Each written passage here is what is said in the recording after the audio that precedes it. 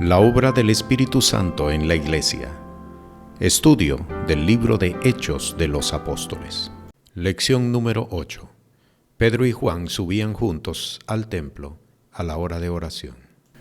Muy buenas noches, la paz del Señor sea contigo y con tu casa. Soy el pastor Pedro Montoya. Entramos a la enseñanza del libro de Hechos de los Apóstoles. El propósito es estudiar acerca de la obra del Espíritu Santo en la Iglesia.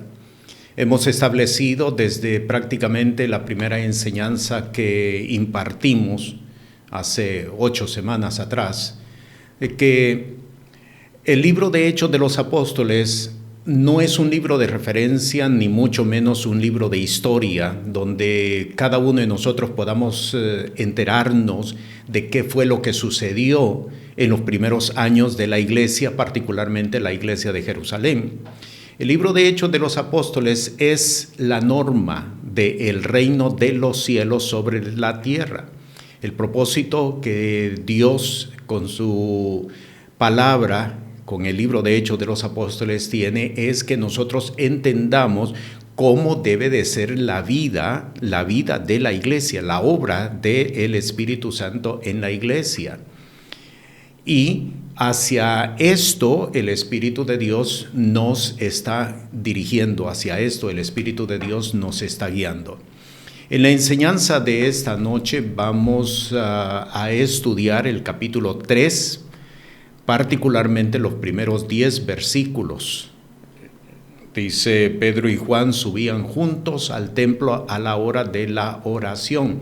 El propósito de esta enseñanza es que nosotros podamos entender cómo es que opera el Espíritu Santo.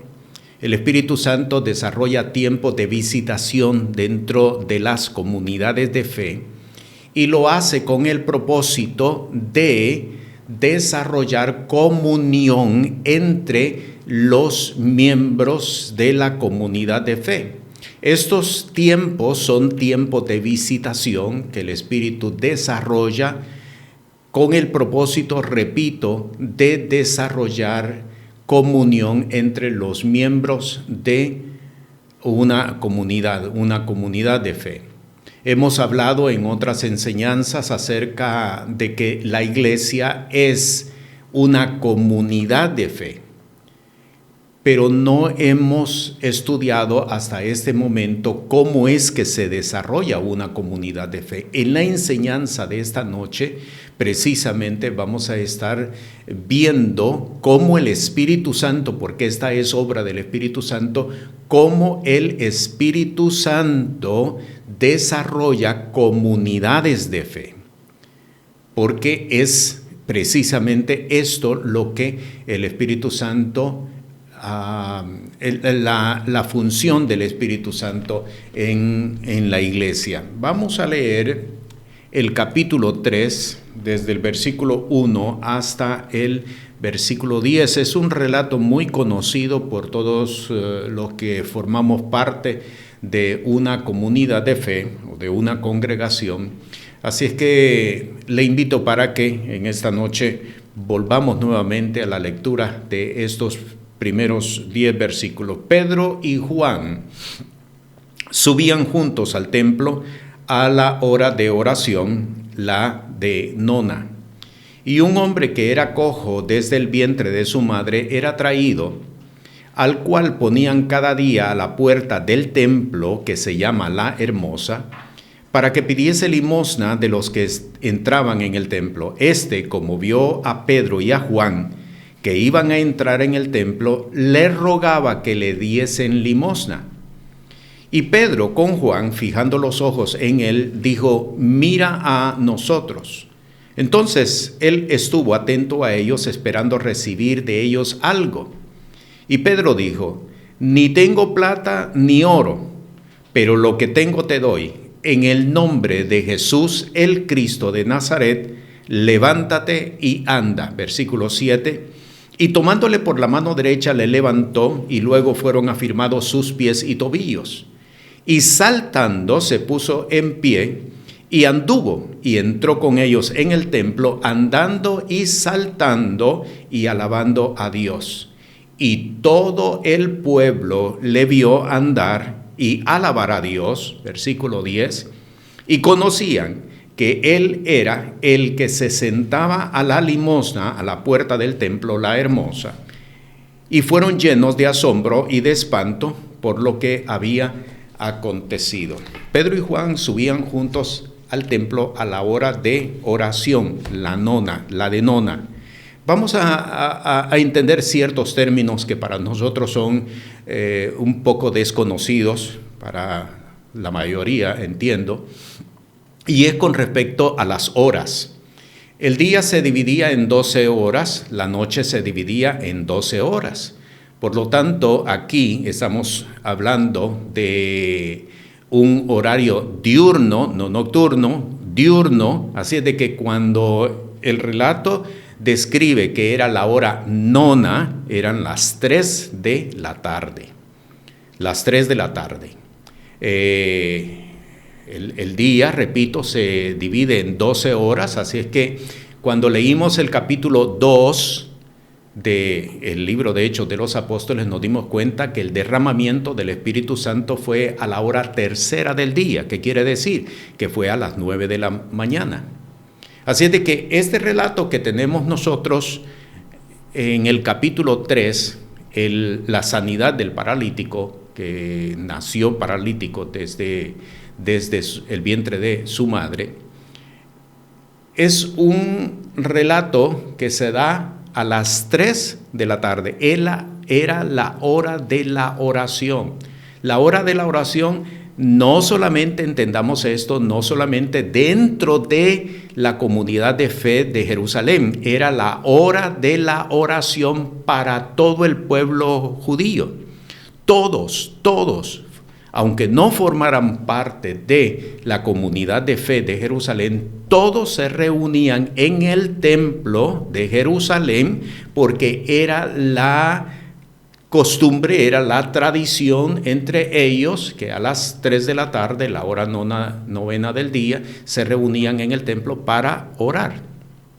Así de que entendamos que no se trata solamente de una reunión de oración de la iglesia de Jerusalén, sino que es la práctica del pueblo judío en aquel entonces y lo sigue siendo todavía hasta el día de hoy, porque todo esto forma parte del mismo conocimiento que el pueblo judío ha mantenido por años. Así de que es importante que entendamos que el pueblo entero, los habitantes de Jerusalén se estaban dando cita a las 3 de la tarde en el templo de Jerusalén. Algo más que quiero explicar es acerca del nombre La Hermosa. El nombre de La Hermosa es para la puerta, no para el templo. Algunos han confundido, por la redacción, han confundido que el templo se llamaba La Hermosa. No, el templo no se llama La Hermosa. Es la puerta la que se llama La Hermosa. ¿Por qué es bien importante esto? ¿Por qué es importante? Por una razón muy particular. La razón del por qué se le llama La Hermosa es porque era la puerta principal, no una puerta lateral, no una puerta de acceso restringido, era la puerta principal. Y precisamente porque era la puerta principal, le habían dado ese nombre. Este dato solamente aparece en las Sagradas Escrituras, aquí en Hechos de los Apóstoles, pero es bien importante que nosotros lo entendamos porque tenemos que ubicarnos en el contexto geográfico. Ellos estaban entrando por la puerta principal, todos se estaban dando cita al templo y entraban precisamente por la puerta principal. Bien, habiendo entendido esto, vamos a ver cuál es la razón de este hecho sobrenatural. Este hecho sobrenatural es traído por el Espíritu Santo, y esto lo voy a repetir. Este hecho sobrenatural es traído por el Espíritu Santo, y le explico por qué. Versículo 2 dice: y un hombre que era cojo desde el vientre de su madre era traído, al cual ponían cada día a la puerta del templo, que se llama La Hermosa, la puerta, para que pidiese limosna de los que entraban en el templo. ¿Qué le quiero decir con todo esto? Este paralítico no era un recién llegado, no era un recién ubicado en el templo para pedir limosna, como había sido paralítico desde su nacimiento, desde la edad que tuvo la habilidad o la posibilidad de pedir limosna. Desde entonces fue puesto en el mismo lugar todos los días. ¿Cuántas veces entró Jesús por esa misma puerta? Por 3 años y medio, Jesús visitó Jerusalén en varias ocasiones y no entraba por una puerta lateral, él entraba por la puerta principal. Por lo tanto, ¿cuántas veces este paralítico estuvo expuesto a la presencia de Jesús y no recibió una sanidad? ¿Cuántas veces Jesús lo vio, pero no intervino con él? Y aquí está la enseñanza.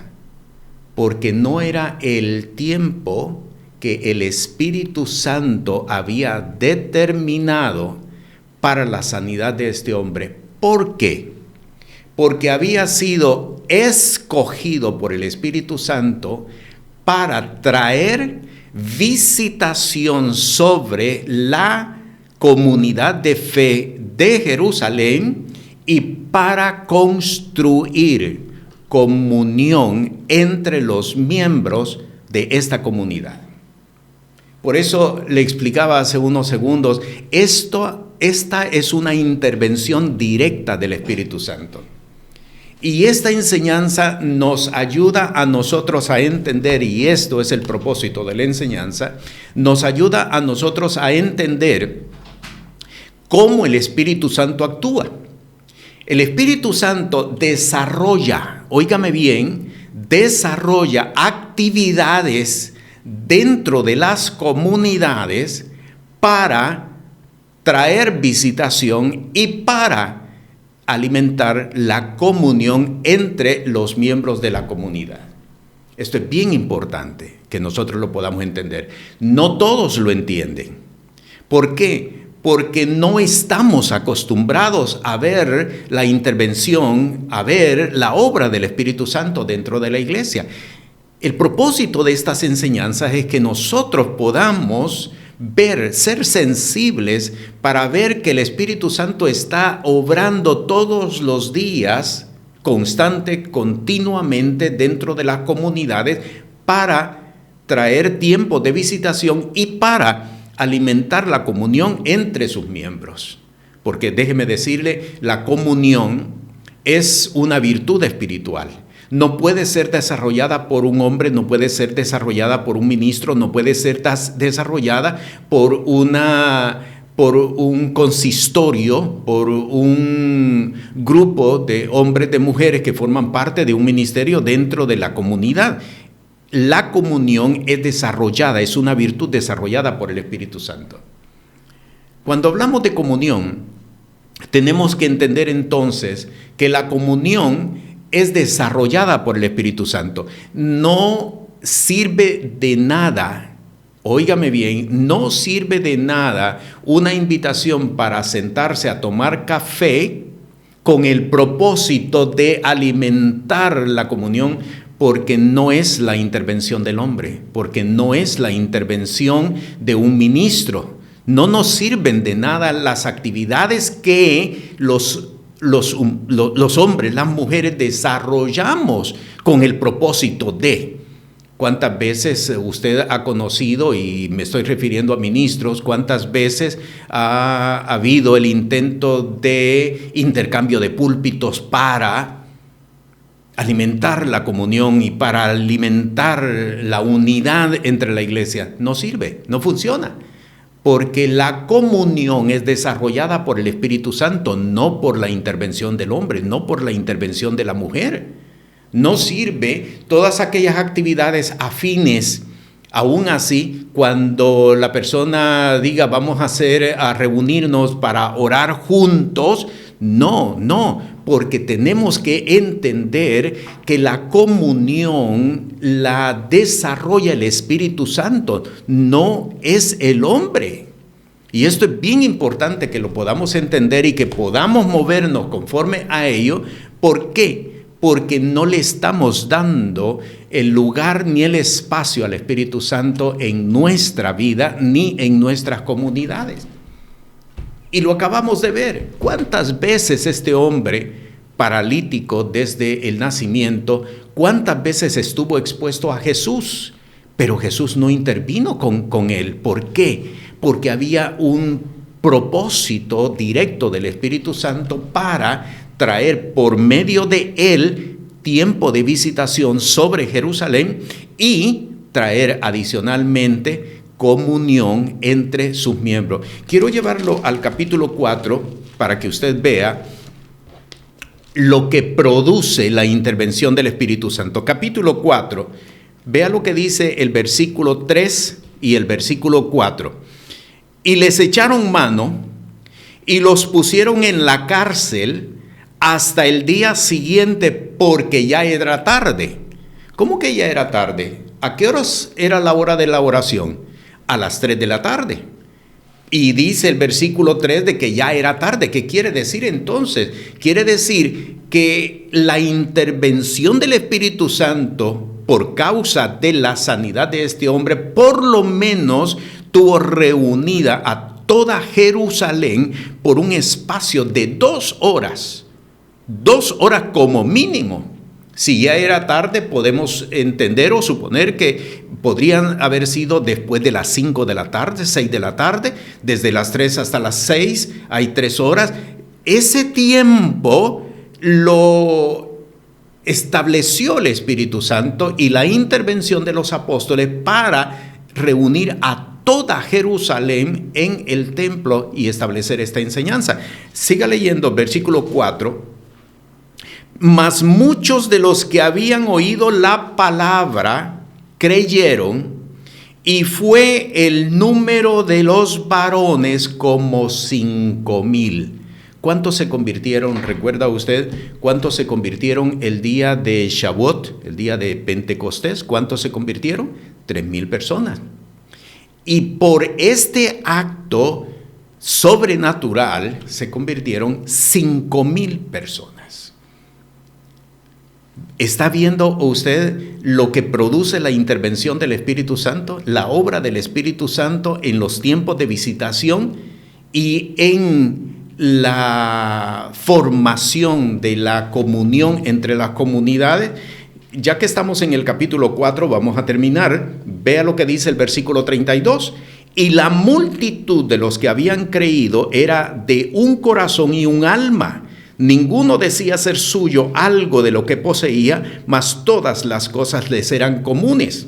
Y los apóstoles daban testimonio de la resurrección del Señor Jesús con gran esfuerzo, y con gran gracia era en todos ellos, que ningún necesitado había entre ellos, porque todos los que poseían heredades o casas, vendiéndolas, traían el precio de lo vendido y lo ponían a los pies de los apóstoles, y era repartido a cada uno según que había necesidad. Esto se repitió y se repite en el capítulo 2 de Hechos de los Apóstoles. ¿Entiende usted cuando estamos hablando de la intervención del Espíritu Santo que trae tiempos de visitación sobre de las comunidades y establece las formas de cómo desarrollar comunión entre los miembros de la comunidad? Y eso es lo que vamos a estar estudiando nosotros en esta hora, en este día. cómo es que se construye comunidades de fe. Porque hablar de congregaciones, estamos acostumbrados a hablar de ello, pero no estamos acostumbrados a hablar de comunidades de fe. Dios nos está llamando a levantar comunidades de fe, a ser parte de comunidades de fe. Oiga bien esto, a ser partes de comunidades de fe, no de congregaciones, de comunidades de fe. ¿Por qué? Porque en la enseñanza que establecimos la semana pasada, nos dimos cuenta que la iglesia tiene 3 manifestaciones.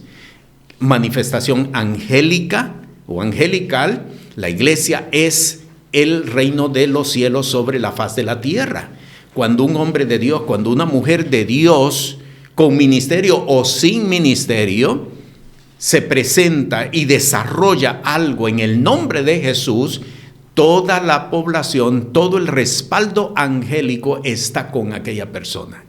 La manifestación espiritual, dijimos, la iglesia es el cuerpo de Cristo. ¿Qué quiere decir? Que toda la potestad que operó en Cristo Jesús es la misma que opera en nosotros. ¿O acaso no hemos leído en la palabra, en la epístola a los Romanos, que el Espíritu Santo por boca del apóstol Pablo establece que somos herederos juntamente con Cristo? Por lo tanto, si Jesús dijo que mayores cosas haríamos nosotros, ¿cómo no entender entonces que la potestad que operó en Cristo Jesús, con Cristo Jesús, levantándole de entre los muertos, es la que está operando en nosotros? Y finalmente establecimos que la iglesia es una comunidad de fe. Pero ¿cómo se construyen comunidades de fe? Y eso es lo que nosotros vamos a estudiar en esta noche. Vamos al capítulo 3 nuevamente, que es el texto que nos ha sido asignado para la enseñanza de esta noche. Y hay varios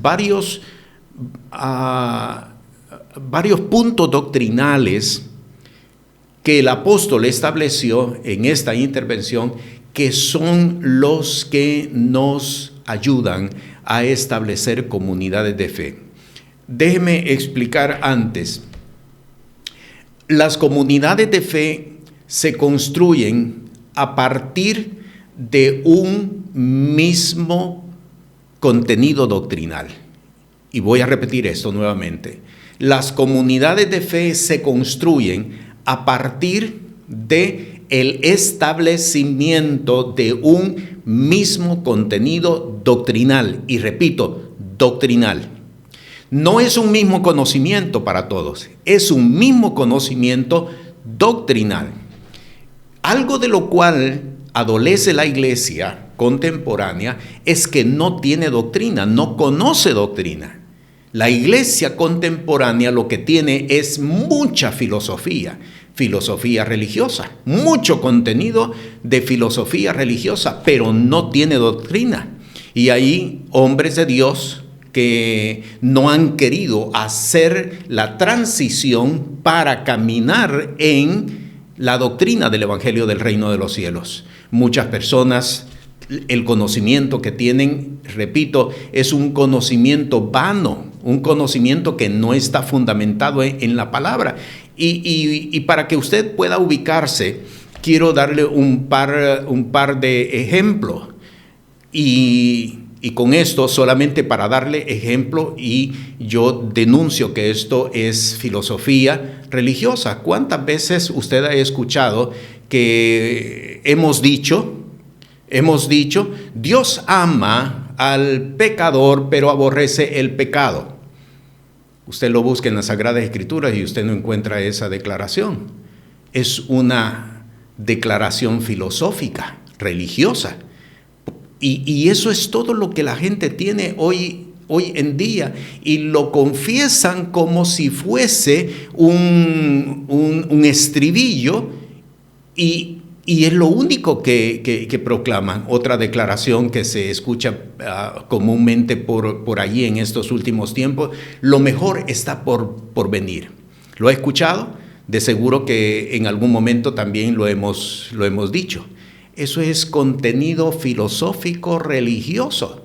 ¿Por qué? Porque de esa manera, con esos contenidos, no se construye comunidades de fe. La única forma para construir una comunidad de fe y la única forma para ser parte de una comunidad de fe es que nosotros podamos establecer contenido doctrinal y establecerlo como nuestra declaración de fe. Nuestra declaración de fe. ¿A qué me estoy refiriendo? Vamos a entrar en el detalle. Vea lo que dice al versículo 16. Estamos en el capítulo 3. ¿Tiene abierta su Biblia? Vamos al versículo 16. Y en la fe en su nombre, o la fe de su nombre, a este que vosotros veis y conocéis, ha confirmado su nombre, y la fe de que es por él ha dado a esta completa sanidad en presencia de todos vosotros. Por la fe de su nombre. Contenido doctrinal. Por la fe de su nombre. ¿Dónde está depositada tu fe? ¿Dónde está depositada tu fe? Y vea lo importante de esta pregunta. Muchos van a responder, pues mi fe está depositado en Dios, el único Dios al que todos nosotros estamos sirviendo. No, el Evangelio del Reino de los Cielos nos dice a nosotros que nuestra fe tiene que estar fundada en el nombre de Jesús, en el nombre de Jesús. Nuestra fe tiene que estar fundada en el nombre de Jesús. Vaya a Filipenses, la epístola del apóstol Pablo a Filipenses, y vamos a leer en el capítulo 2. Filipenses capítulo 2, leemos en el versículo 9 y versículo 10. Por lo cual Dios también le ensalzó a lo sumo y le dio un nombre que es sobre todo nombre, para que en el nombre de Jesús se doble toda rodilla de los que están en los cielos, de los que están en la tierra y de los que están aún debajo de la tierra. Versículo 11, y toda lengua confiese que Jesús, el Cristo, es el Señor, a la gloria de Dios Padre. Por la fe en su nombre, le dice el apóstol Pedro a toda aquella comunidad. Se convirtieron 5,000 personas ese día. ¿Cuántos habrían presente o cuántos habitantes tendría Jerusalén en aquel entonces?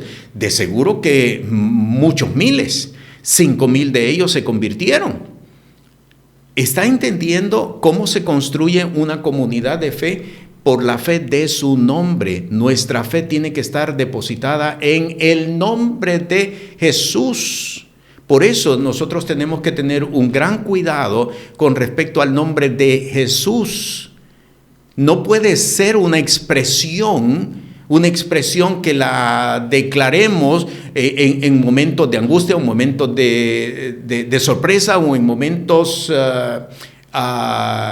de expectación por algo. No puede ser una exclamación tan solo. El nombre de Jesús es la llave del entendimiento, porque usted lo mira claramente en Mateo capítulo 16. ¿Quién dicen las gentes que es el Hijo del Hombre? Unos, Elías, otros, otro de los profetas. ¿Y vosotros quién decís que soy? Todo tiene que ver con Jesús. Por eso Jesús es la piedra angular que los edificadores desecharon. Y Jesús en Mateo capítulo 16 le dice: sobre de esta roca yo edificaré mi iglesia. ¿Dónde está construida y dónde está fundamentada la iglesia? En el nombre de Jesús. En el nombre de Jesús. Por eso usted se ha dado cuenta, si ha llegado recientemente a nuestras enseñanzas, se ha dado cuenta que aunque estamos leyendo la versión antigua, yo estoy leyendo la versión antigua, en otras ocasiones hemos leído la versión de 1960, y a pesar de que estamos leyendo estas versiones, nosotros no decimos Jesucristo, aunque está escrito como tal, sino que decimos Jesús, el Cristo. ¿Por qué razón? Porque si usted revisa la expresión, se dará cuenta de que Jesucristo es una contracción y el nombre, que es sobre todo nombre, le están quitando una letra. ¿Cómo es posible que el nombre, que es sobre todo nombre, le quiten una letra? ¿Lo está entendiendo ahora? ¿Dónde está depositada nuestra fe? En el nombre de Jesús. Esto es contenido doctrinal, pero hay muchas personas que no lo entienden y no caminan en función de ello. ¿Ve? ¿Cómo se construye una comunidad de fe? Estableciendo contenido doctrinal. Si no hay contenido doctrinal, no va a haber, óigame bien esto, no va a haber desarrollo de comunidad de fe. Podrá haber una congregación, sí, podrá haber una congregación y podría crecer, pero no necesariamente una comunidad de fe. Porque la comunidad de fe se construye sobre el fundamento del nombre de Jesús. Vamos de nuevo, capítulo 3. Verso 16, y en la fe de su nombre, a este que vosotros veis y conocéis, ha confirmado su nombre, y la fe que por él es, vea cómo todo gira en el nombre de Jesús. Por la fe de su nombre, 1, a este que vosotros veis y conocéis, ha confirmado su nombre, 2, y la fe que por él es, la fe es por Jesús, por el nombre de Jesús. 3, ha dado a esta completa sanidad. Tenemos que caminar en el contenido doctrinal por la fe de su nombre.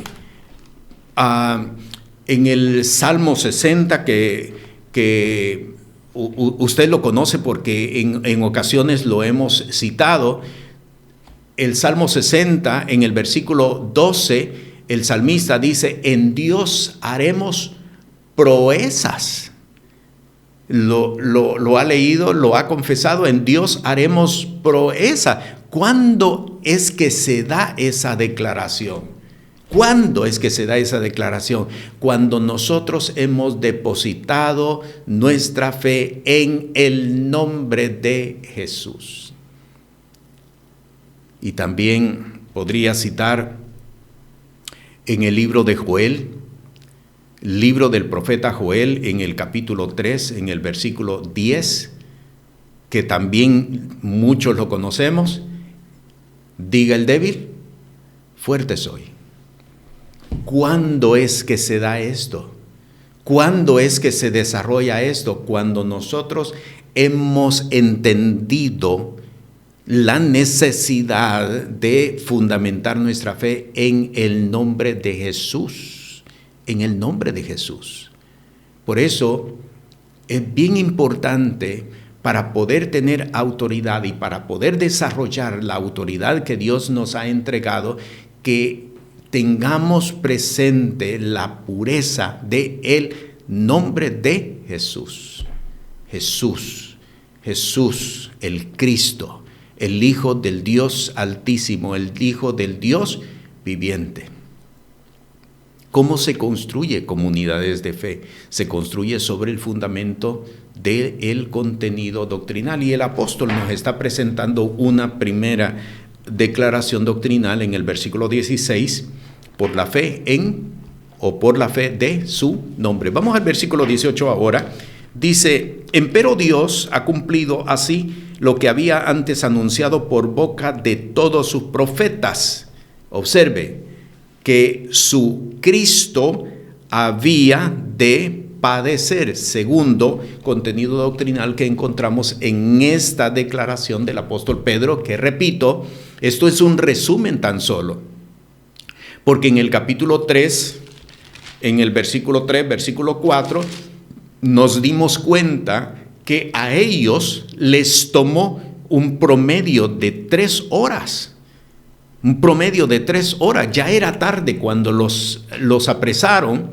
No los pudieron intervenir en ese momento, sino entonces los llevaron a la cárcel. Ya era tarde. Quiere decir que tomaron tiempo de 2 horas, 2 horas y media, 3 horas para establecer este contenido doctrinal.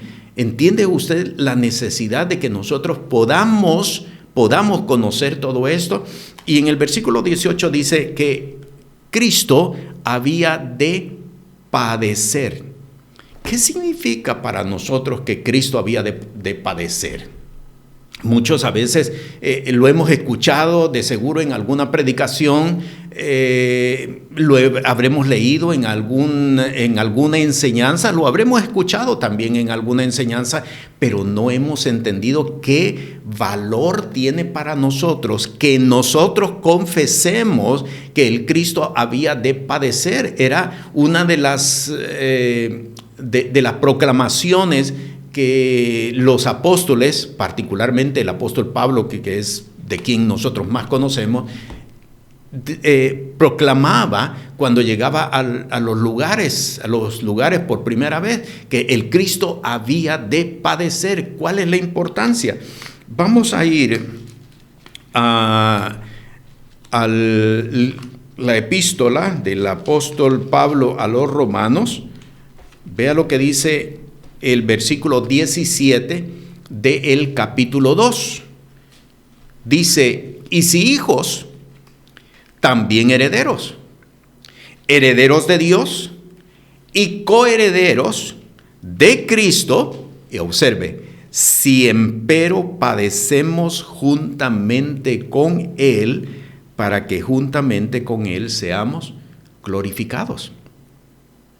¿Qué significa el contenido doctrinal de que el Cristo tenía que padecer? ¿Qué significa? Significa que nosotros también tenemos que padecer por Cristo. Eso es lo que significa. Pero el no conocerlo y no entenderlo muchas veces lleva a los hombres y mujeres de fe a reprender, cuando en realidad nos corresponde gozarnos en medio de la tribulación. ¿Cuántas veces un hombre y una mujer han reprendido porque entienden que un enemigo que se levantó o alguien que se levantó en su contra es una contratación del enemigo? Y por eso reprende. No. El Espíritu dice: no reprendas. No reprendas. ¿Por qué? Porque te conviene gozarte en medio de la persecución, en medio de la tribulación. Pero ¿por qué no nos gozamos?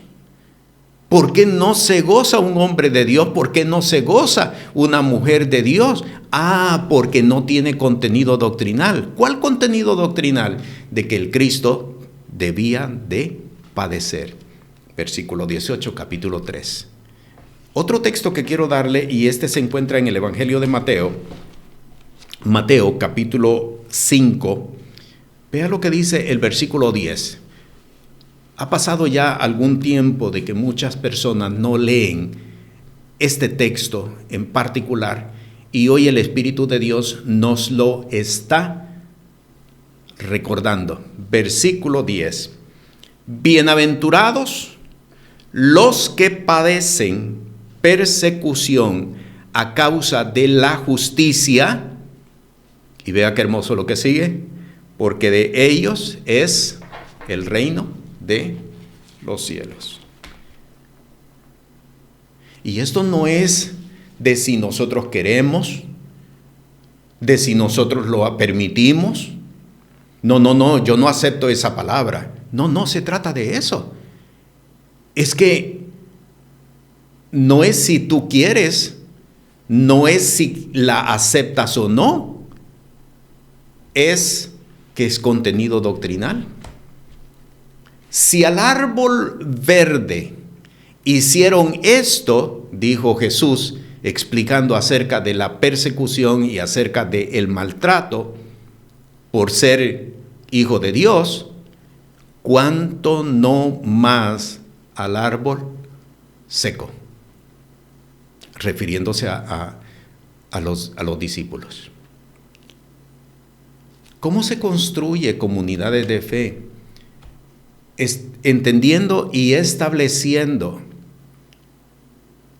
Gocémonos y alegrémonos, porque esta leve tribulación momentánea, citando palabra del Señor, esta leve tribulación momentánea traerá sobre vosotros un gran peso de gloria. ¿Cuántas veces lo hemos leído?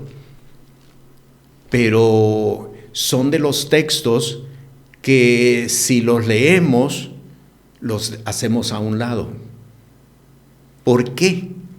Porque no hemos entendido que la vida en Cristo Jesús, la vida en comunidad, la vida en una comunidad de fe, demanda que nosotros entendamos que si Cristo padeció, nosotros también hemos de padecer por amor de Cristo Jesús. Y el padecimiento muchas veces no es provocado por otras personas, y ponga atención a lo que voy a decir, no necesariamente es provocado por otras personas, sino que va a ser provocado también por nuestras decisiones. ¿En qué sentido? Porque muchos han escogido gozar de las bendiciones del Señor, disfrutar de las bendiciones del Señor, pero ¿no le dijo el Señor al joven rico, ve, vende todo lo que tienes y dalo a los pobres? ¿Recuerda el relato? Muchos no queremos pasar por la escasez teniendo posibilidades para. ¿Por qué pasar por escasez? ¿Por qué tengo que llevarle la carga por una mía extra?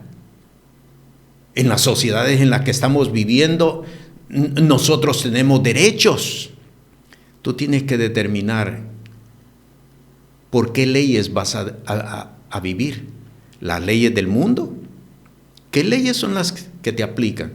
¿Las leyes del mundo o las leyes del reino de los cielos? Aquí está el problema de muchas personas. ¿Y por qué el Espíritu Santo no puede intervenir con ciertas personas? ¿Por qué?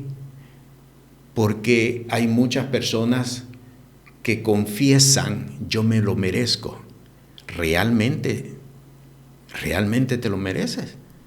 ¿No estás confesando filosofía religiosa aun cuando estás dentro de una congregación? ¿Se da cuenta que muchos no tenemos contenido doctrinal? El apóstol, vuelvo al versículo 18, el apóstol dice que su Cristo había de padecer. Nosotros también hemos de padecer, porque esto es precisamente lo que significa esta palabra. Sigo leyendo, me traslado ahora hasta el versículo 19 y aquí tenemos otra declaración doctrinal que el apóstol establece. Versículo 19 dice, así que arrepentíos y convertíos para que sean borrados vuestros pecados. Oiga bien, y aquí está la declaración doctrinal, pues que vendrán los tiempos de refrigerio de la presencia del Señor. Tiempos de refrigerio. ¿A qué se está refiriendo esto? ¿Y a qué está haciendo referencia el apóstol cuando dice tiempo de refrigerio? ¿A qué? Tiempo de visitación. Cuando comencé esta enseñanza le dije, esta enseñanza nos sirve a nosotros para entender cómo es que opera el Espíritu Santo, cómo interviene el Espíritu Santo trayendo tiempos de visitación y estableciendo contenido doctrinal para que nosotros caminemos por él o por ellos. ¿Cuál es el problema que hemos enfrentado en los años presentes? ¿Cuál es el problema? Que hay hombres de fe que están secos, que hay mujeres de fe que están secas. No hay No hay visitación. Por eso es que estamos contando testimonios de hace 15 años, de hace 20 años, y por eso es que muchos ni siquiera tienen testimonios, sino que buscan los testimonios de otros para impactarse y gozarse por ellos. Por eso es que las personas están buscando videos, particularmente de hombres que partieron, de mujeres que partieron de esta tierra, fueron al cielo, descendieron y revivieron. Ese es el contenido que a muchas personas les gusta. ¿Por qué? Porque están secos, porque están secas espiritualmente. No hay intervención del Espíritu Santo. Hoy en día no hay intervención del Espíritu Santo en las personas, porque prefirieron vivir por las leyes del mundo que vivir por las leyes del reino de los cielos. Rechazaron palabras, desecharon palabras. La intervención de una persona que trajo corrección o quiso traer corrección, la desechaste, la desecharon. ¿Y cuál es el resultado? Te estás secando, te estás muriendo. En vida te estás muriendo. ¿Por qué? Porque no hay intervención del Espíritu Santo. ¿Entiende por qué hay muchas personas que están buscando en los distintos medios, en alabanzas inclusive, en danzas inclusive, están buscando? ¿Por qué? Porque no ven la manifestación del Espíritu Santo. No es porque el Espíritu Santo no quiera manifestarse, es porque tomaste la decisión de caminar por las leyes de la tierra, no por las leyes del reino de los cielos. Vendrán tiempos de refrigerio de la presencia del Señor. Dios trae tiempos de visitación, y aquí tenemos un caso. Yo le mostré a usted, y esto me impactó mucho, cuántas veces este hombre estuvo expuesto a Jesús. ¿Cuántas veces estuvo expuesto a Jesús? Y Jesús no intervino con él. ¿Por qué? Porque el Espíritu Santo había determinado que este hombre había de ser instrumento de bendición para todo un pueblo. 5,000 personas por causa de este hombre. No se nos dice ni siquiera el nombre, no se nos dice cuántos años tenía. Por causa de este hombre, 5,000 recibieron la palabra. Y todo el pueblo de Jerusalén fue impactado. ¿Entiende cómo interviene el Espíritu de Dios? ¿Ve cómo interviene el Espíritu de Dios? Por lo tanto, entonces, ¿por qué desechaste y por qué renegaste cuando te quedaste sin empleo? Porque no puedes ver la obra de Dios en ti. ¿Por qué renegaste cuando vino una escasez? Porque renegaste cuando vino una situación que afectó tu cuerpo. ¿Por qué renegaste? No pudiste ver el Espíritu de Dios en tu vida. No pudiste entender que Dios tiene tiempos de visitación sobre su pueblo. ¿O es que tenemos un concepto bien errado, bien equivocado, cuando creemos que la visitación es para traerte un aumento de salario, para traerte una propiedad mejor y mayor de la que tiene? Porque solamente eso es lo que muchos tienen en la mente, porque están caminando con filosofía religiosa. Vendrán tiempos de refrigerio de la presencia del Señor, y son para nosotros. Pasemos al versículo 21,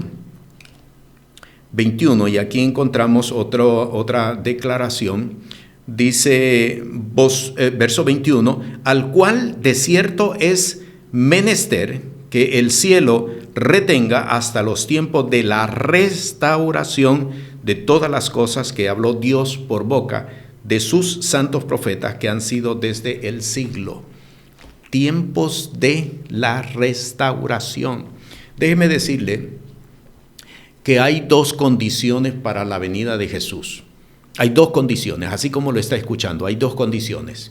Entre tanto no se den estas condiciones, Jesús no viene a la tierra. ¿Cuáles son las condiciones? Aquí usted tiene la primera. Dice que el cielo lo retiene, hablando de Jesús, el cielo lo retiene hasta, ¿qué significa hasta? Hasta lo que significa es que mientras no se haya cumplido, mientras no se haya completado esta condición, Jesús no viene. ¿Cuál es esta primera condición? Los tiempos de la restauración de todas las cosas. Es necesario restaurar todas las cosas. Y sabe, y óigame bien, lo primero que será restaurado es la doctrina del Evangelio del Reino de los Cielos. Porque hay muchos hombres de Dios, muchas mujeres que están predicando no lo que está escrito en la palabra, lo que aprendieron en un instituto bíblico, lo que aprendieron en un seminario, lo que aprendieron en una facultad teológica. Están siguiendo escuelas teológicas, pero no la palabra de Dios. ¿Qué tú eres? ¿Eres calvinista o eres arminiano? ¿Lo ha escuchado? ¿Dónde usted va a encontrar esa tal declaración en las Sagradas Escrituras? Pero así hay tantos hombres y tantas mujeres que están caminando. Lo primero que va a ser restaurado, y ya el Señor ha establecido restauración, es en la doctrina del Evangelio del Reino de los Cielos. ¿Ve por qué es importante movernos cuando el Señor nos ha enseñado doctrina? Movernos, aunque a muchos les va a parecer erróneo esa decisión. ¿Por qué?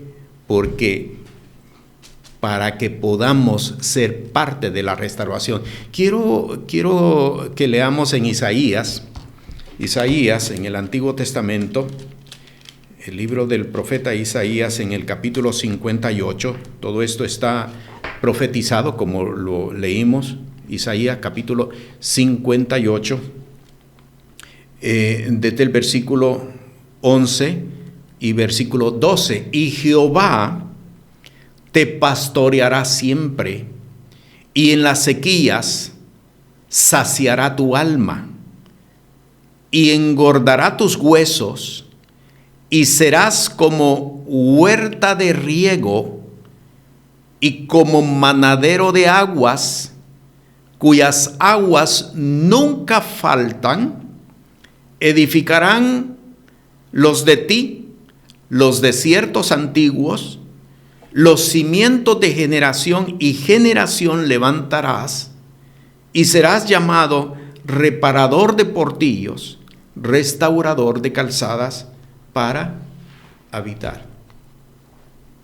La restauración de todas las cosas. Quiero leer nuevamente la primera parte del versículo 11. Jehová te pastoreará siempre, y en las sequías saciará tu alma. ¿Se da cuenta que el mantenimiento de un hombre de Dios no depende de las circunstancias externas que estén operando en el ambiente donde él se encuentre? No. ¿Por qué? Por la fe en su nombre. Por la fe en su nombre. Porque sabemos lo que el Señor está haciendo en la iglesia por medio de su Santo Espíritu, por la fe de su nombre. Yo sé, decía el salmista David, yo sé que no dejarás a tu siervo, a tu santo, que vea corrupción, por la fe de su nombre. Así es de que aquí tenemos esta primera condición y contenido doctrinal. El cielo lo retiene hasta la restauración de todas las cosas. Este es el mover profético del cual Jesús habló, de que antes de que Jesús viniera, vendría Elías Este es el mover profético, el mover establecido por el espíritu de Elías. La restauración de todas las cosas. Y es contenido doctrinal. Vamos al versículo 25. Versículo 25. Y aquí vamos a encontrar la última declaración doctrinal que el apóstol Pedro citó, al menos tal y como está resumido en el capítulo 3, citó aquel día. Versículo 25, vosotros sois los hijos de los profetas y del pacto que Dios concertó con nuestros padres, diciendo a Abraham, y en tu simiente serán benditas todas las familias de la tierra. Versículo 26, a vosotros primeramente Dios, habiendo levantado a su Hijo, le envió para que os bendijese, a fin de que cada uno se convierta de su maldad. Vosotros sois los hijos de los profetas y del pacto que Dios concertó con Abraham. Vea qué contenido doctrinal tan contundente. Somos los hijos de los profetas. En nosotros se ha cumplido la palabra profética. Por lo tanto, entonces, caminamos con la certidumbre de que somos más que vencedores por medio de aquel que nos amó.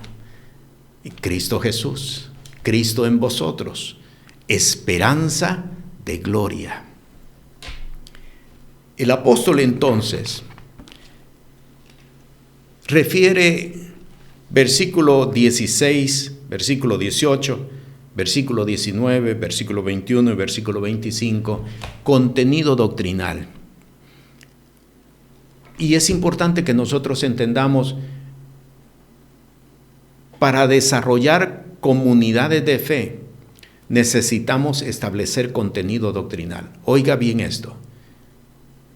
No es predicación tan solo, porque muchas predicaciones no tienen contenido doctrinal.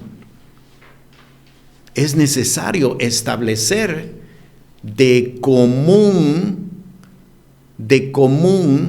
conocimiento para todos y que todos nos vayamos moviendo en este contenido doctrinal. El apóstol en el capítulo 3, obra del Espíritu Santo en ese día, establece varios contenidos. La fe en el nombre de Jesús, porque está establecido que todo aquel que invocare su nombre será salvo.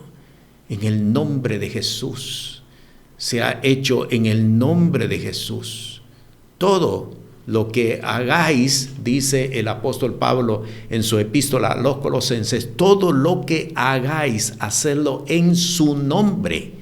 Eso está en el capítulo 3. Todo lo que hagáis, hacedlo en su nombre. Y al final de esta enseñanza, el apóstol dice, todo hacedlo de corazón como para el Señor. La fe de su nombre, que el Cristo había de padecer, y eso es lo que significa que también nosotros habemos de padecer. Vendrán tiempos de refrigerio, tiempos de visitación de la presencia del Señor. Es necesario que el cielo lo retenga hasta los tiempos de la restauración de todas las cosas. Vosotros sois los hijos de los profetas y del pacto que Dios concertó con Abraham. Es importante, al habernos expuesto a esta palabra, que nosotros tomemos decisiones, pero que sean decisiones firmes, no decisiones nominales, decisiones firmes en el sentido de que nos movamos con contenido doctrinal, no simplemente con declaraciones superfluas que no alimentan realmente ni construyen fe para nadie. Todo eso tenemos que desecharlo, establecer contenido doctrinal, porque la palabra declara que el que perseverare hasta el fin, perseverar no solamente es mantenerse en el tiempo, es mantenerse creyendo en lo que fuimos enseñados.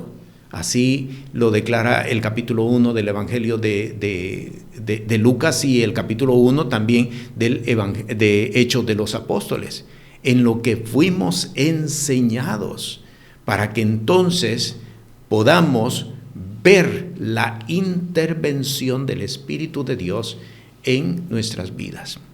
La obra del Espíritu Santo en la iglesia, en este tiempo, el Espíritu desarrolla actividades, distintas actividades, provoca actividades para traer visitación y para establecer contenido sobre el cual construir comunión. Por lo tanto, entonces, ante la escasez, como dijo Habacuc, aunque no haya majadas y no haya producto de la oliva, yo con todo me gloriaré en el Señor.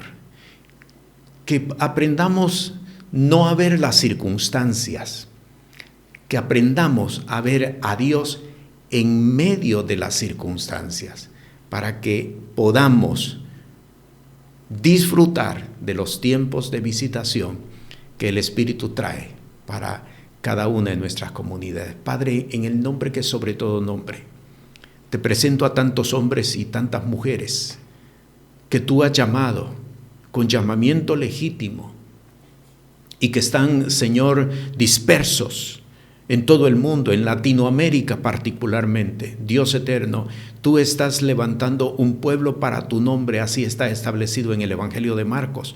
Tú estás levantando un pueblo para tu nombre, un pueblo de fe, un pueblo